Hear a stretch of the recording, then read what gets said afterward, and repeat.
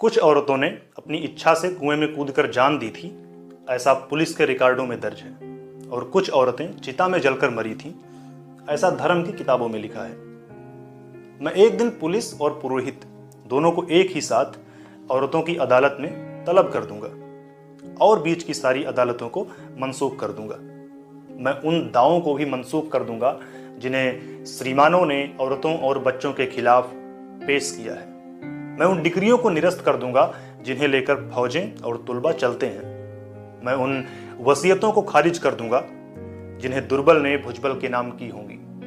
मैं उन औरतों को जो कुएं में कूद कर या चिता में जलकर मरी हैं फिर से जिंदा करूंगा और उनके बयानात को दोबारा कलमबद्ध करूंगा कि कहीं कुछ छूट तो नहीं गया, कि कहीं कुछ बाकी तो नहीं रह गया, कि कहीं कोई भूल तो नहीं हुई है।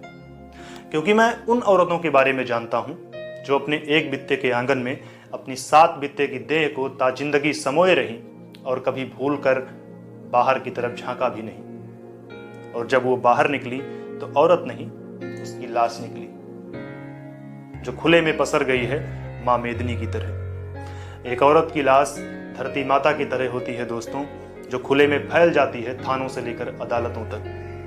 मैं देख रहा हूं कि जुल्म के सारे सबूतों को मिटाया जा रहा है। चंदन चर्चित मस्तक को उठाए हुए पुरोहित और तमगों से लैस सीनों को फुलाए हुए सैनिक महाराज की जय बोल रहे हैं। वो महाराज जो अब मर चुके हैं और महारानियां सती होने की तैयारियां कर रही हैं। और जब महारानियां नहीं रहेंगी तो नौकरानियां क्या करेंगी, इसलिए वह भी तैयारियां कर रही हैं। मुझे महारानियों से ज्यादा चिंता नौकरानियों की होती है जिनके पति जिंदा हैं और बेचारे रो रहे हैं।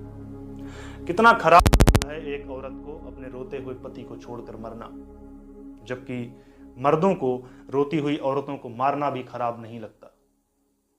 औरतें रोती जाती हैं, मर्द मारते जाते हैं। औरतें और जोर से रोती हैं, मर्द और जोर से मारते हैं। औरतें खूब जोर से रोती हैं और मर्द इतने जोर से मारते हैं कि वे मर जाती हैं। इतिहास में वो पहली औरत कौन थी जिसे सबसे पहले जलाया गया, मैं नहीं जानता, लेकिन जो भी होगी मेरी मां होगी। लेकिन मेरी चिंता यह है कि भविष्य में वो आखिरी औरत कौन होगी जिसे सबसे अंत में जलाया जाएगा, मैं नहीं जानता। लेकिन जो भी होगी मेरी बेटी होगी और मैं ये नहीं होने दूंगा। कवि का नाम है विद्रोही और कविता का नाम है